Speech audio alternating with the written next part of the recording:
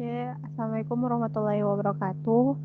Kami dari kelompok 1 kelas RPLF ingin mempresentasikan mengenai software arsitektur dan perhitungan nilai effort dari pengembangan aplikasi kami. Namun sebelum kami mempresentasikannya, izinkan kami untuk memperkenalkan anggota kelompok. Yang pertama itu saya sendiri, Sasin Nurul Syarif, NIM 2018-31014. Lanjut. Yang kedua, saya Agil Bintoro Sandi, NIM 2018-31013. Oke, selanjutnya ada saya Syukron Aditya Wardani 2018-31002. Yang terakhir saya Muhammad Farel Tanzilal, NIM 2018-31004. Oke, sekarang kita langsung saja dipersilakan kepada saudara Syukron untuk membawakan slide selanjutnya. Oke, baik, terima kasih. Oke, di sini saya akan membawakan pokok pembahasan yang akan kami presentasikan. Yang pertama ada software arsitektur, kemudian yang kedua ada Lion pattern atau arsitektur model, yang ketiga ada perhitungan effort dari software development. Oke, selanjutnya.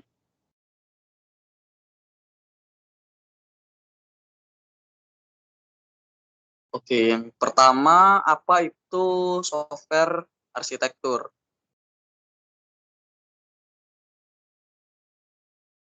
Oke, jadi di sini kita bisa lihat 3 komponen utama dari software development-nya. Yang pertama ada user, ada bisnis, dan ada sistem. Yang pertama user, yaitu pengguna software yang menjadi target utama software development. Kemudian ada bisnis, yaitu faktor utama tumbuhnya sebuah ide untuk menjalankan software development. Kemudian yang ketiga ada sistem, yaitu field atau lahan yang dimana dibangunnya software tersebut untuk memenuhi dua faktor sebelumnya. Oke, selanjutnya software arsitektur. Software application arsitektur adalah sebuah proses untuk mendefinisikan struktur dari suatu aplikasi yang dapat memenuhi seluruh kriteria dari sisi teknis dan juga operasional. Dengan pertimbangan kualitas seperti performance, security, dan manageability.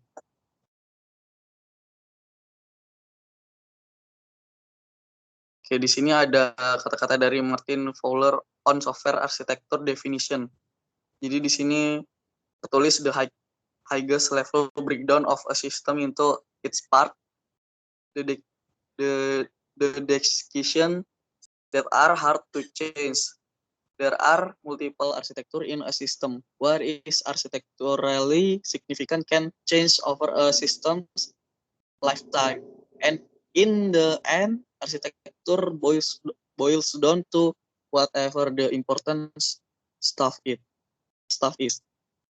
Oke, selanjutnya. Oke, selanjutnya akan dibawakan oleh saudara Farel. Yang kedua ada layer pattern.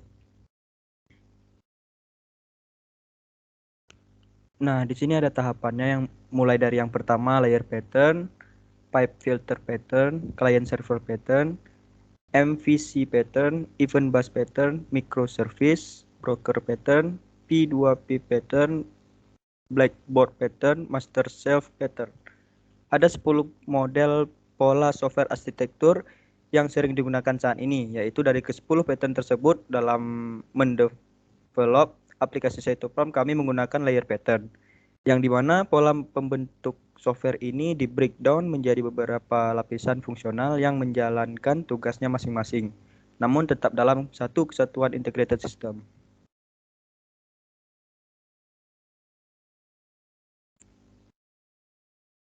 Nah, layer pattern, pola ini dapat digunakan untuk menyusun program yang dapat terurai menjadi kelompok subtugas, yang masing-masing berada pada tingkat abstraksi tertentu. Setiap lapisan menyediakan layanan ke lapisan yang lebih tinggi berikutnya. 4 lapisan sistem informasi umum yang paling umum ditemukan adalah sebagai berikut. Ada presentation layer, also known as UI layer. Yang kedua ada application layer, also known as service layer. Berikutnya business logic layer, also known as domain layer. Berikutnya lagi ada data access layer, also known as persistence layer. Pola ini biasa di-apply pada pengembangan aplikasi umum dan e-commerce. Lanjut. Pada tahap pengembangan aplikasi, satuan pada aplikasi ini di bagian presentation layer, kalian dapat mengakses atau mengimplementasikan pada mobile apps, Android dan iOS. Dan web browser yang selanjutnya di bagian service layer terdiri dari front end dan back end. Pada bagian back end, proses pengolahan, pengembangan dan perbaikan software menggunakan Java. Dan bagian front end menggunakan Flutter Framework sebagai tampilan UI agar lebih interaktif dan desainnya terlihat hidup.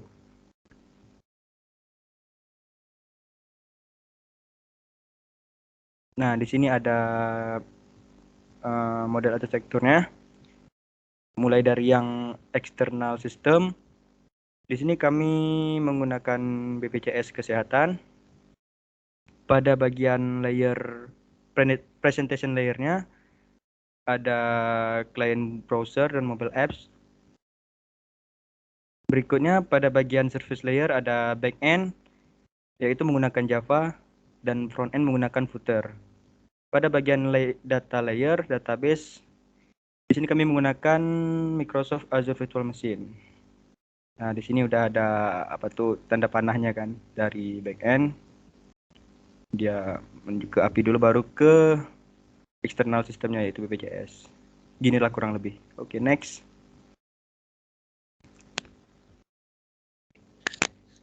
Yang tahap ketiga itu yaitu perhitungan software development effort.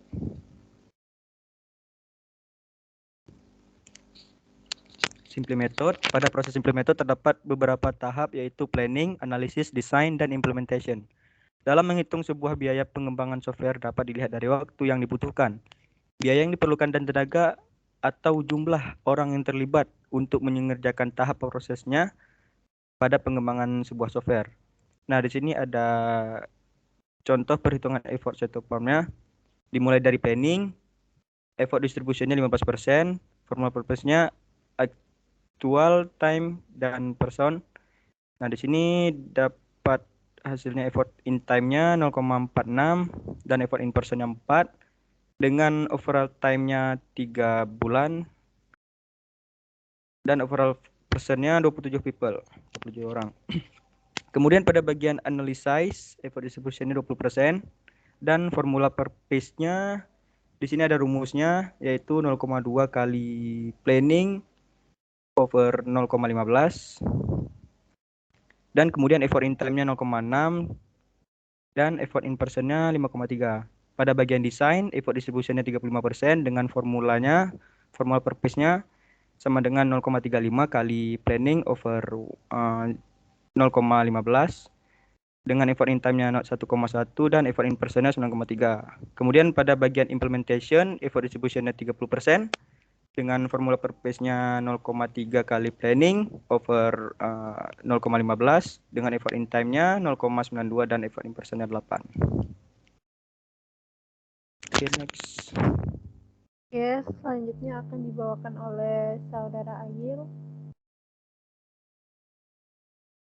Nah, untuk use case point-nya itu, use case point atau UCP merupakan teknik estimasi perangkat lunak yang digunakan untuk memperkirakan ukuran perangkat lunak dalam proyek pengembangan perangkat lunak. UCP digunakan ketika metode Unified Modeling List atau UML dan RUP digunakan untuk desain pengembangan perangkat lunak. Langkah 1 mendefinisikan use case. Nah, untuk di sini dari gambar ini pasien melakukan registrasi, melihat dan edit biodata pasien, memesan obat, melihat histori pemesanan, melihat stok obat, melakukan login, melihat tracking pesanan. Nah, untuk kurirnya itu dia dapat melakukan login, mengantarkan pesanan dan melihat alamat pasien. Nah, kemudian untuk operatornya itu melakukan penambahan apotek, melakukan penambahan stok, approve pesanan pasien, melihat obat, melakukan login, melihat biodata apoteker dan supplier, dan melihat alamat pasien. Next. Use case point. Langkah 2, mendeskripsikan dan menghitung jumlah transaksi dalam use case dan tipe aktor. Nah, untuk kode use case-nya itu 1, kemudian untuk judul use case melakukan registrasi. Kemudian aktor dan tipenya itu pasien 3. Nah, tipenya itu simple dan preconditionnya itu user sudah menginstal aplikasi device, user belum memiliki akun, device terkoneksi dengan internet, user berada pada halaman registrasi atau login. Nah, kemudian untuk main success skenario-nya itu transaksi 1, yang pertama user memilih mendaftar atau sign up, kemudian terdapat field untuk mengisi data diri seperti nama lengkap, alamat email, password, data kesehatan atau asuransi atau BPJS, nomor telepon, dan tanggal lahir. Next. Untuk use case point-nya, di sini ada main success scenario, yaitu semua field dapat diisi oleh user jika diisi dengan benar. Kemudian semua isian yang diinput oleh user akan ditampilkan dalam bentuk teks. Transaksi 2 yaitu terdapat warning jika ada data yang tidak diisi. Kemudian terdapat warning jika data tidak diisi sesuai dengan kriteria. Nah, transaksi 3 itu aplikasi akan memberikan notifikasi sukses mengisi data dan registrasi. Yang kedua itu aplikasi akan loading ke halaman utama atau dashboard. Yang ketiga, user bisa mengakses fitur-fitur yang ditawarkan. Untuk post condition-nya itu user berhasil masuk ke dalam sistem aplikasi. Nah, kemudian jumlah transaksinya itu 3. Next.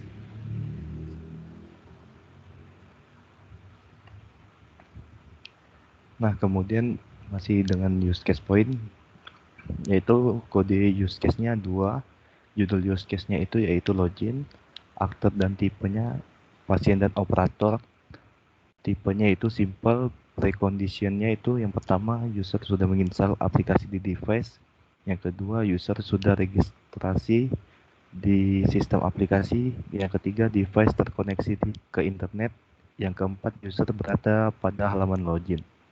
Nah, kemudian untuk main success skenario-nya, transaksi 1, yang pertama user input email dan password, yang kedua user klik login button, yang ketiga sistem memvalidasi data yang diinput oleh user.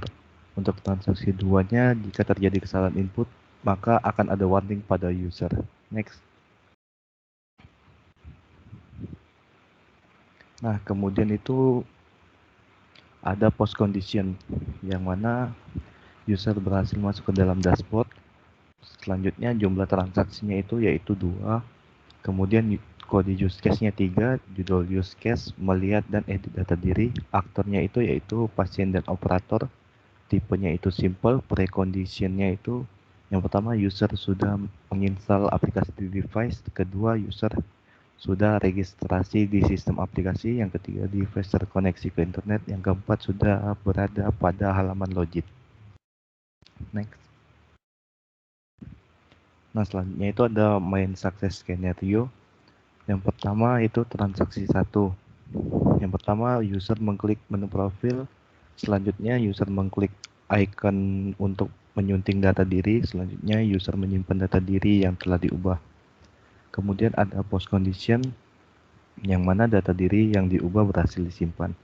Kemudian jumlah transaksinya itu yaitu 1, kode use case-nya itu 4, judul use case yaitu penebusan resep dokter atau memesan obat, aktornya pasien, tipenya simple, precondition-nya yaitu user sudah memiliki slip resep obat dari dokter. Next. Nah, kemudian ada precondition. Yang pertama, user wajib login ke sistem, yang kedua device yang digunakan terkoneksi internet, yang ketiga user berada pada dashboard atau halaman utama aplikasi. Nah, kemudian untuk main success skenario-nya transaksi 1, yang pertama user memilih opsi penebusan resep dokter. Yang kedua, user mengisi alamat pengiriman hasil tebusan resep dokter. Yang ketiga, user memilih metode pembayaran. Yang keempat, user mengklik tombol pesan atau checkout. Untuk transaksi keduanya, ya, yang pertama pemesanan divalidasi pihak apotek, yang kedua pemesanan diproses oleh pihak apotek. Nah, kemudian ada post condition, yaitu pesanan user berhasil diproses dan dialihkan ke halaman tracking pesanan. Kemudian ada jumlah transaksi yaitu 2. Next. Kemudian ada kode use case yaitu 5. Judul use case tracking pesanan, aktornya pasien, tipenya simple, preconditionnya yang pertama ya user telah melakukan pemesanan obat, yang kedua user telah berhasil membayar pesanan. Nah, untuk main success skenario-nya transaksi 1 yaitu 1 user bisa melihat tahapan proses pembuatan pesanan, yang kedua user bisa live tracking kurir yang membawa pesanan, yang ketiga user bisa mengirim pesan ke kurir. Nah, untuk post condition-nya itu live tracking pemrosesan pesanan. Jumlah transaksinya yaitu 1. Oke, slide selanjutnya akan saya jelaskan sendiri. Nah, tadi kan kita sudah breakdown use case point-nya.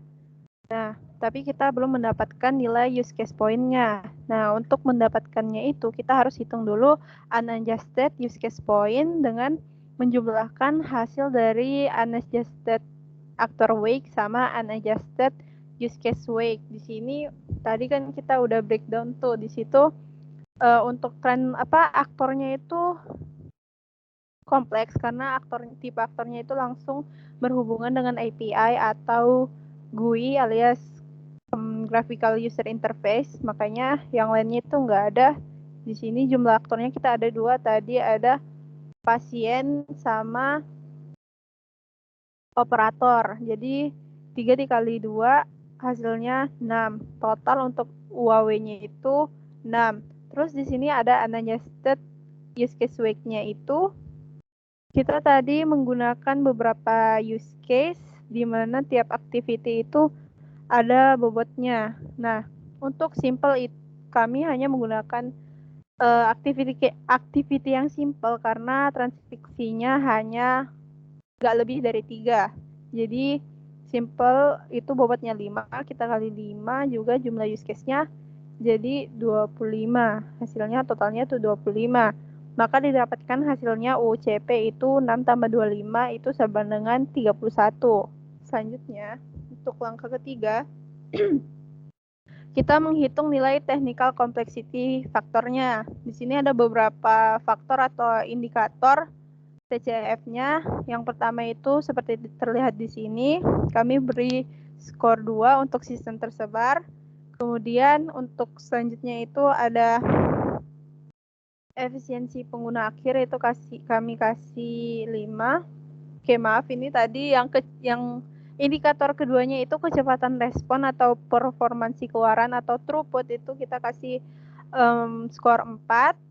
Efisiensi pengguna akhir itu 5.